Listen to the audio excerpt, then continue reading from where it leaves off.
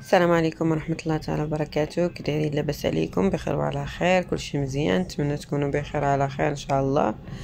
اليوم نجاوب هاد الاخت فاتي قالت لي: اختي فوزيه، انا كندير عصير ديال الليمون وخيزو ولا الباربه والليمون، واش مزيان؟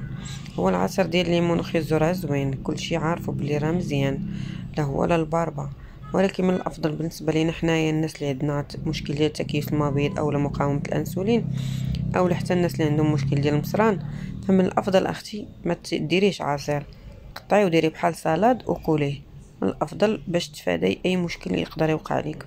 حيت العصائر ملي كيتخلطوا ديك الكشكوشه اللي كتطلع الفوق هذيك كتكون عباره عن غازات، فكتاثر لك على المصران ديالك.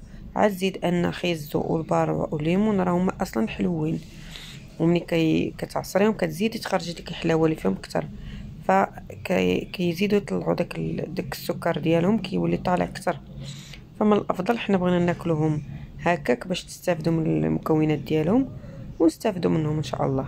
انا هادشي اللي قال لي الطبيب، قال لي بعدي على العصائر، اي حاجه بغيتي ديرها عصير كلها بحال سلطه فروي احسن لك. نتمنى اني نكون جاوبتك وفدتك اختي.